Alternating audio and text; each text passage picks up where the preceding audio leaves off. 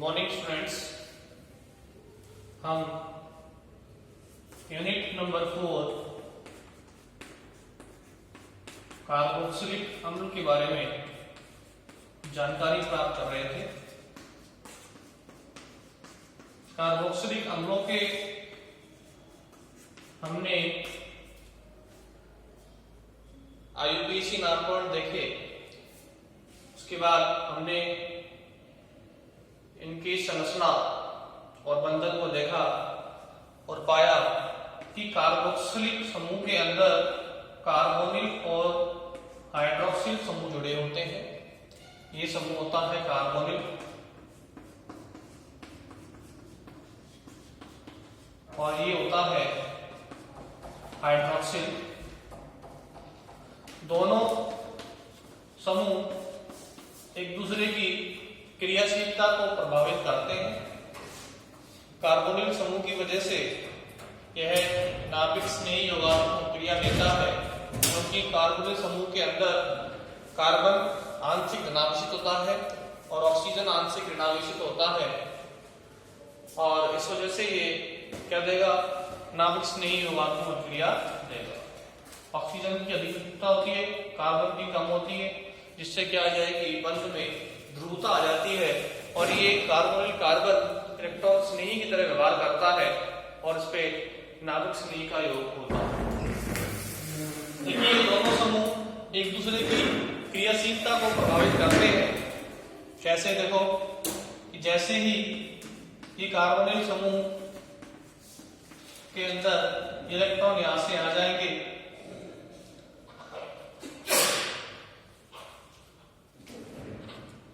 तो क्या होगा, ये ऑक्सीजन के लोन पेयर हाइड्रोक्सिल समूह के ये इस कार्बन की ओर मूव हो जाएंगे, जिससे क्या होगा, इस कार्बोनिल कार्बन पर इलेक्ट्रॉन घनत्व में कमी नहीं आएगी और ये ज्यादा क्रियाशील नहीं होगा नाभिक स्नेही यौगात्मक अभिक्रिया के प्रति।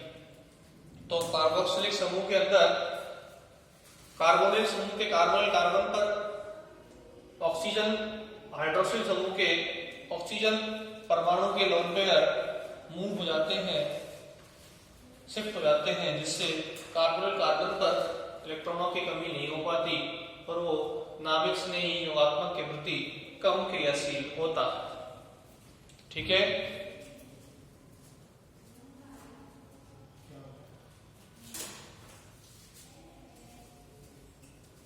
तो ये एक प्रमुख कारण है कि दोनों समूह एक दूसरे की क्रियाशीलता को करते हैं, प्रभावित करते हैं। फिर हमने देखा कि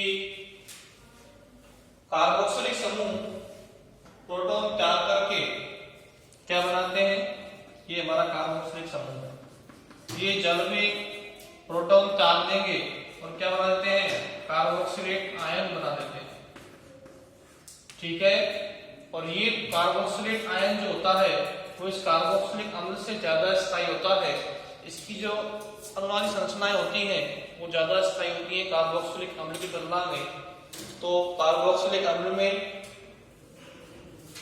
प्रोटॉन त्याग कर कार्बोक्सिलेट आयन बनाने की प्रवृत्ति होती है और वो अधिक क्रियाशील हो जाता है अम्लीय क्रियाओं के प्रति।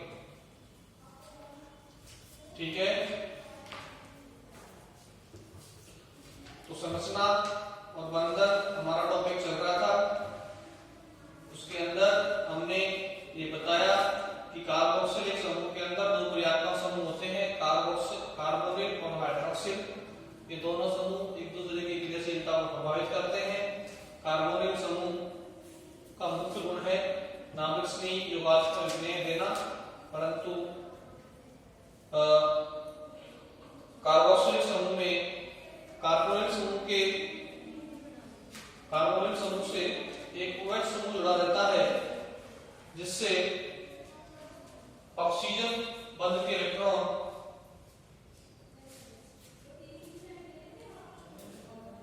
कार्बोनिल समूह की ओर शिफ्ट हो जाते हैं।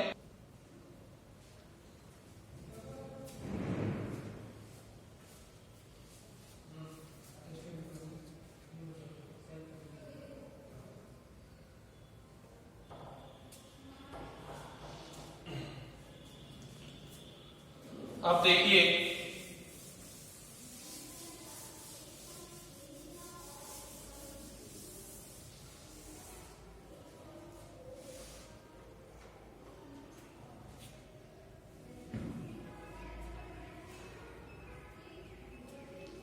ये जो कार्बोक्सिलिक आयन है ये हमारा एसिड है। ये प्रोटॉन त्याग करके क्या बना देगा, ये कार्बोक्सिलेट आयन बना देगा। और ये कार्बोक्सिलेट आयन जो है उसको बोलते हैं कार्बोक्सिलेट आयन।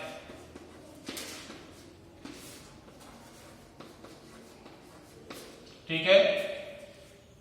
इस कार्बोक्सिलेट आयन में देखो अनुनाद होता है और अनुनाद के द्वारा ये स्थायित्व प्राप्त करते हैं। ठीक है।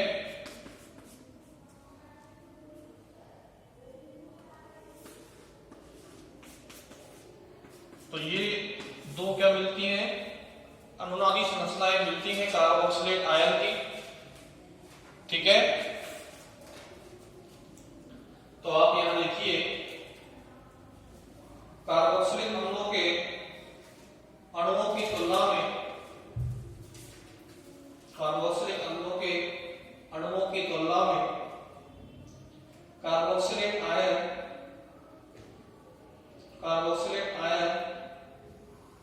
प्रभावी अनुनाद के कारण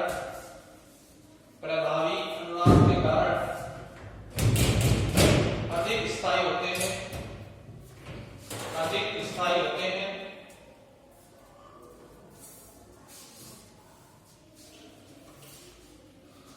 और कार्बोक्सिलिक समूह कार्बोक्सिलिक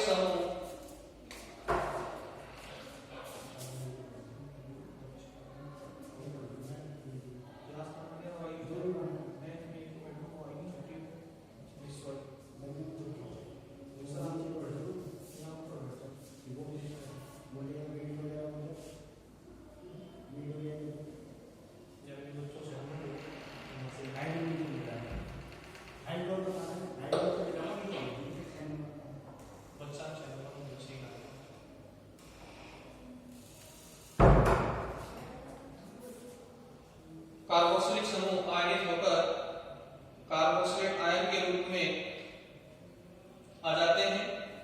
यही कारण है कि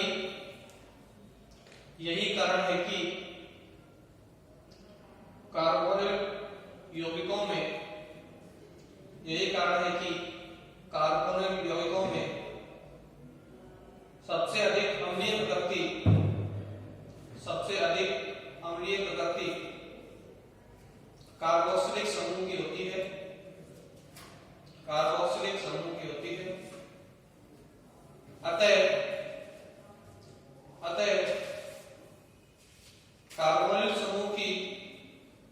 अतः कार्बोनिल समूह की उपस्थिति के कारण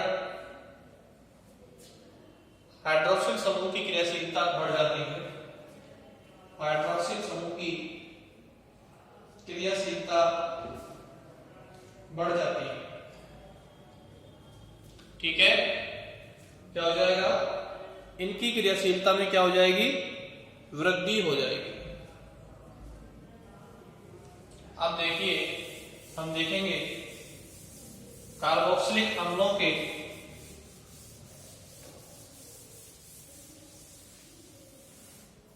भौतिक गुण।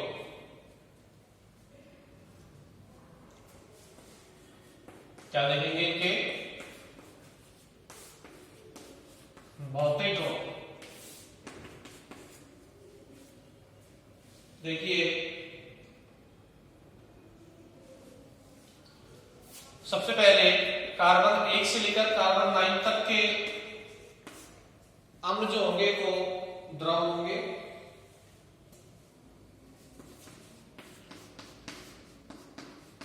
एलिफेटिक अम्ल क्या होते हैं, द्रव है। इसके बाद के जो होंगे, इनसे उच्च जो होते हैं वो कैसे होते हैं, मोम के जैसे ठोस होते हैं।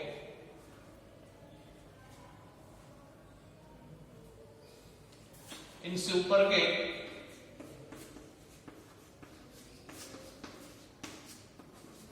मोम के समान ठोस,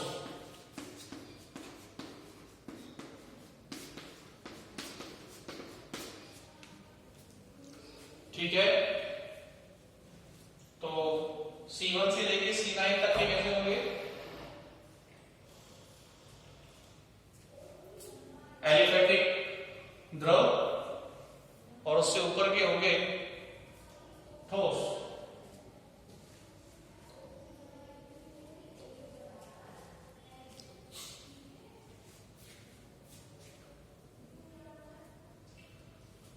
आगे लिखिए, अधिकांश एरोमेटिक कार्बोक्सिलिक अम्ल कौन से? अधिकांश एरोमेटिक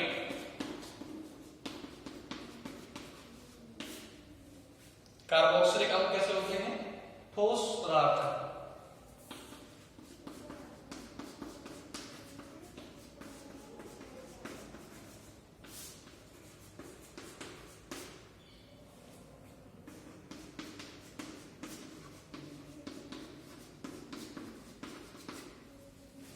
ठीक है। तो C1 से लेकर C9 तक के एलिफेटिक अम्ल जो होंगे वो द्रव होंगे, उससे ऊपर के ठोस होंगे। अगर वो एरोमेटिक कार्बोक्सिलिक अम्ल है तो कैसा होगा? ठोस पदार्थ होगा। अब देखिए इनकी जल में विलयता, तो ये जल के साथ क्या बनाते हैं?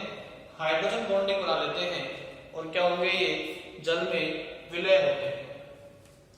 तो नेक्स्ट लिखिए, जल में विलयता अगला भौतिक गुण।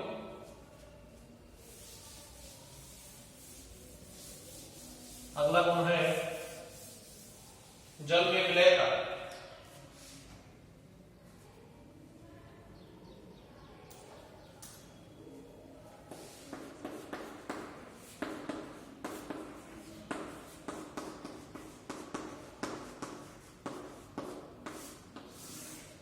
ठीक है। देखिए C1 से लेकर C4 तक के कार्बोक्सिलिक अम्ल क्या होंगे? जल में विलय होंगे, क्योंकि छोटे कार्बनिक समूह एल्किल समूह जुड़े होते हैं कार्बोनिल समूह से, तो क्या होगा? हाइड्रोजन बॉन्डिंग ज्यादा होगी। जैसे जैसे एल्किल समूह का आकार बढ़ता जाएगा, हाइड्रोजन बॉन्डिंग में क्या होगी? कमी होगी। ठीक है। तो देखिए C1 से C4 तक के C1 से C4 तक के एलिफेटिक अम्ल जल में पूर्णतः विलय है, जल में पूर्णतः विलय है।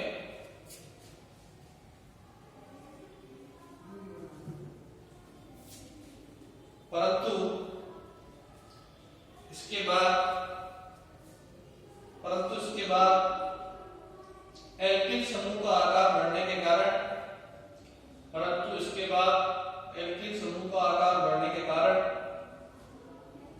जल में विलयता घटती है। ठीक है, जल में विलयता क्या होगी? घटती है। एरोमेटिक अम्ल जो होंगे, जैसे बेंजोइक अम्ल है, जल में क्या होंगे? अविलय होते हैं। जल में क्या होंगे? ये एरोमेटिक अम्ल अविलय होते हैं। जबकि जो बेंजोइक अम्ल है वो गर्म जल में घुल जाता है। वो क्या हो जाएगा? गर्म जल में घुल जाएगा। लाइट लगा रखी है, लाइट हो जाएगा। बेटा क्या कर रखा है? कैसे ये रखा है बेटा?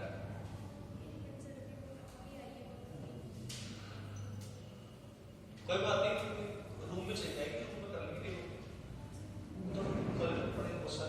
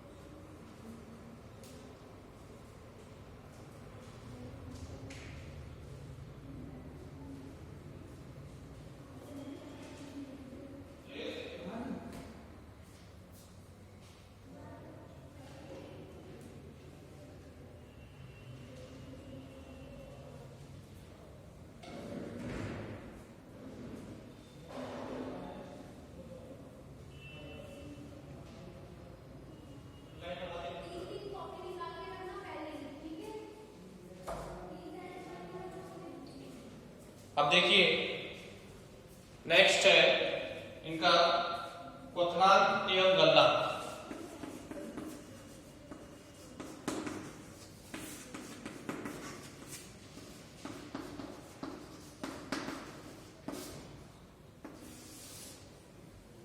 क्वथनांक एवं गलनांक। देखिए कार्बोक्सिलिक अम्लों के दो अणुओं में इस तरीके से अंतरा अणु हाइड्रोजन बॉन्डिंग पाई जाती है। ये दो अणु ले लिए, इनमें इस तरीके से क्या पाई जाएगी, हाइड्रोजन बॉन्डिंग।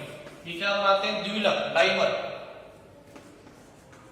तो दो कार्बोक्सिलिक अम्लों के अणुओं में आपस में क्या पाई जाती है, हाइड्रोजन बॉन्डिंग, और ये डाइमराइज जाते हैं, द्विलक बनाते हैं। इसलिए इनकी गलनांक और क्वथनांक क्या होते हैं, उच्च होते हैं। तो अंतरा अणु हाइड्रोजन बॉन्डिंग के कारण ये द्विलक बनाते हैं और इनकी गलनांक और क्वथनांक क्या होते हैं, उच्च होते हैं। तो देखो अणुभार में वृद्धि के साथ, अणुभार में वृद्धि के साथ इनके क्वथनांक बढ़ते हैं। अणुभार में वृद्धि के साथ इनके क्वथनांक बढ़ते हैं।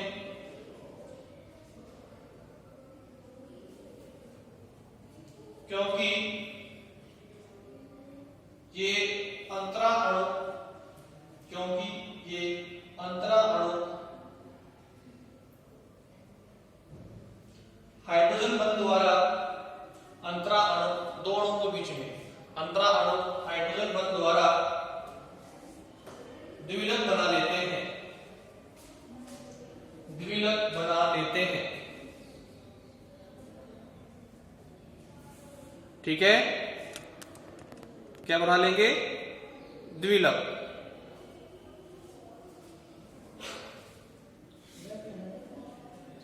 ठीक है, तो इसको बना लीजिए आप द्विलक को। अब देखिए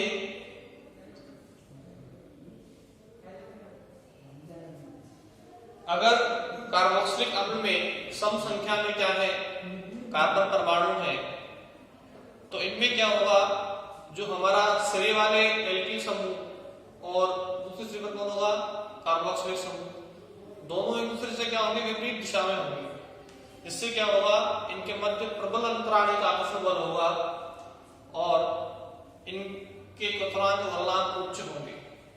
लेकिन यदि विषम संख्या में कार्बन है तो हमारा एल्किल समूह सिरे वाला और कार्बोक्सिलिक समूह दोनों क्या होंगे, समान दिशा में होंगे, जिससे इनमें प्रबल आकर्षण नहीं हो पाता और इनके गलनांक क्या हो जाते हैं, कम हो जाते हैं।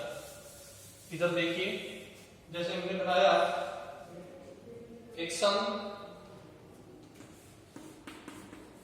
कार्बन वाला अम्ल ब्यूटेनोइक अम्ल CH3 CH2 फिर CH2 और फिर CO2, दोनों ये दोनों समूह एक दूसरे के विपरीत दिशा में है। ये इधर है तो ये इधर है। ठीक है, कार्बन परमाणुओं की सम संख्या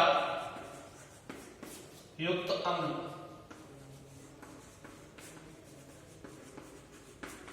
इनमें देखो क्या होता है, दोनों सिरे वाले जो कार्बन है वो कहां है, विपरीत दिशा में है। तो आप लिखिए सम कार्बन परमाणु की संख्या सम वाले अम्ल का गलनांक, कार्बन परमाणुओं की सम संख्या वाले अम्ल का गलनांक विषम संख्या वाले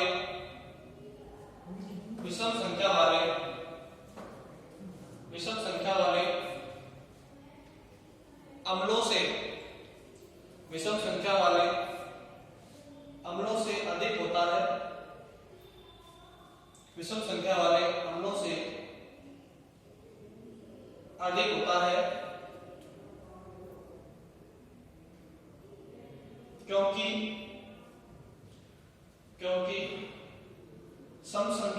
अम्ल में सम संख्यायुक्त अम्ल में श्रेय वाले मैथिल समूह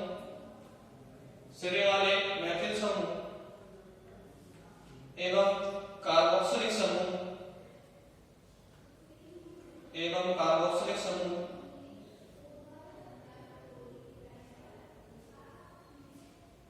में कार्बन परमाणुओं की श्रृंखला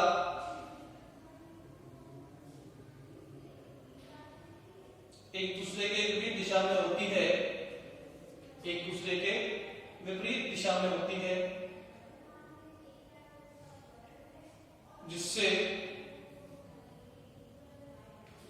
अंतरा अणु आकर्षण बल प्रबल हो जाते हैं,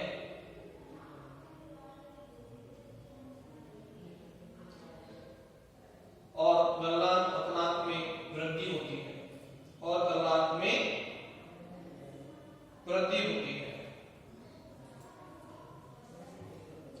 देखिए अब हमने क्या किया, एक विषम कार्बन वाला अम्ल लिया, ठीक है। इसमें क्या होंगे, विषम कार्बन है, इसमें श्रेय वाला मैथिल समूह और कार्बोक्सिलिक समूह दोनों क्या है, विपरीत दिशा में न होकर समान दिशा में है, ठीक है। पेंटेनोइक अम्ल में दोनों क्या है, श्रेय वाले कार्बन एक दूसरे के विपरीत दिशा में न होकर समान दिशा में है, अतः इनके जो गलनांक होंगे वो क्या होंगे, कम होंगे किससे, सम संख्या वाले कार्बोक्सिलिक अम्ल से। तो ये क्या है, कार्बन परमाणुओं की विषम संख्या युक्त अम्ल, ये सब संख्या वाला है, इसमें दोनों समूह विपरीत दिशा में है, जिससे क्या होगा, इनमें प्रबल आकर्षण होगा, जबकि ये दोनों कहाँ है, समान दिशा में है, कम आकर्षण होगा, गलनांक क्या होगा, कम होगा। तो देखिए विषम संख्या युक्त अम्ल में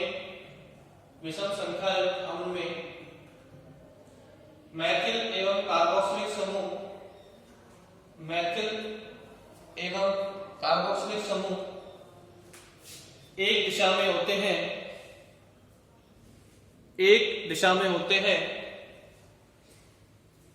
जिससे अणु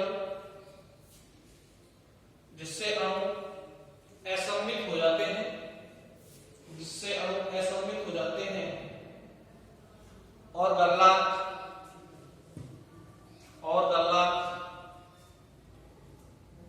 कम हो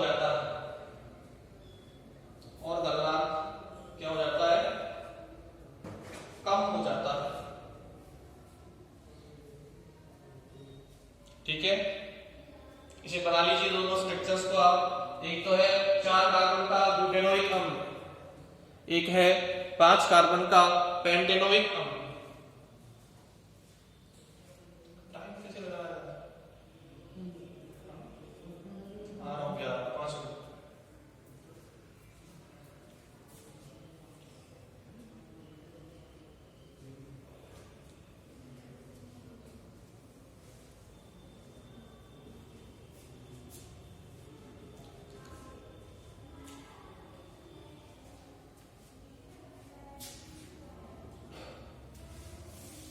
अगला है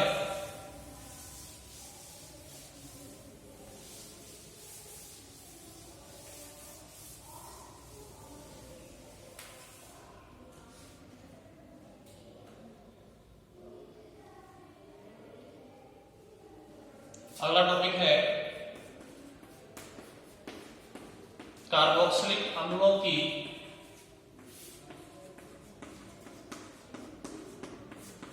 अम्लता एवं अम्ल सामर्थ्य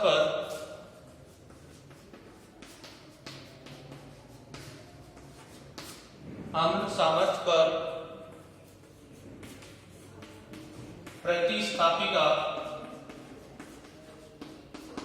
प्रतिस्थापियों का प्रभाव कार्बोक्सिलिक अम्लों की अम्लता एवं अम्ल सामर्थ्य पर प्रतिस्थापियों का प्रभाव।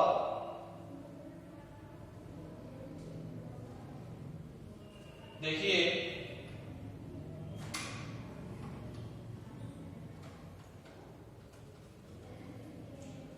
कार्बोक्सिलिक अम्लों में हमने देखा कि ये कार्बोनिल समूह बहुत ही इलेक्ट्रॉन आकर्षित करने वाला समूह है। ठीक है, तो क्या होगा, जैसे ही इलेक्ट्रॉन ऑक्सीजन की ओर जाएंगे ये कार्बन कार्बन हाइड्रोक्सिल समूह के ऑक्सीजन से इलेक्ट्रॉन खींचेगा और ये ऑक्सीजन इस प्रोटॉन से खींचेगा, जिससे क्या होगा, ये प्रोटॉन बाहर निकल जाएगा और हमें क्या मिलेगा, इस तरीके से O- ये कार्बोक्सिलेट आयन। इसमें अनुनाद होगा, अगर इस स्टेप में ये इलेक्ट्रॉन यहां से यहां, ये यहां से यहां, तो हमें दो स्थायी संरचनाएं मिलेगी अनुनादी कार्बोक्सिलेट आयन की। ठीक है, और ये H+ बाहर निकल जाएगा।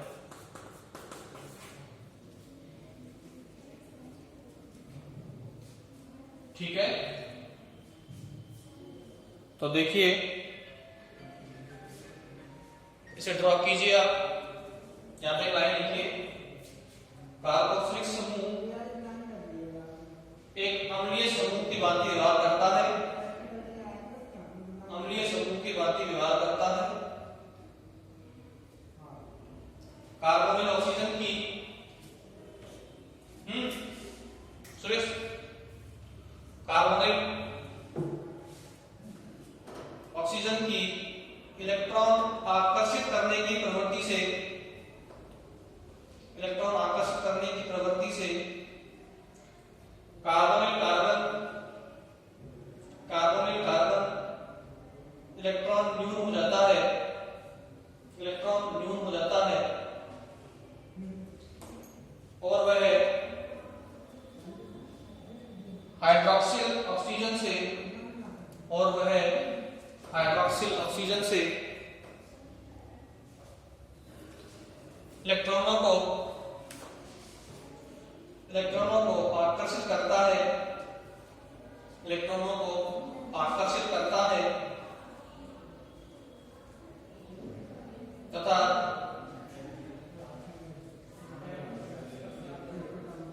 उन्हें प्रोटॉन के रूप में मुक्त कर देता है। ठीक है, प्रोटॉन को मुक्त कर दिया तो इस कार्बोनिल समूह की इलेक्ट्रॉन आकर्षित प्रभाव के कारण ये अम्ल जो है अम्लता दिखाते हैं। ठीक है, इसे बना लीजिए, इसके बाद हम नेक्स्ट क्लास में डिस्कस करेंगे इससे आगे का टॉपिक। ठीक है।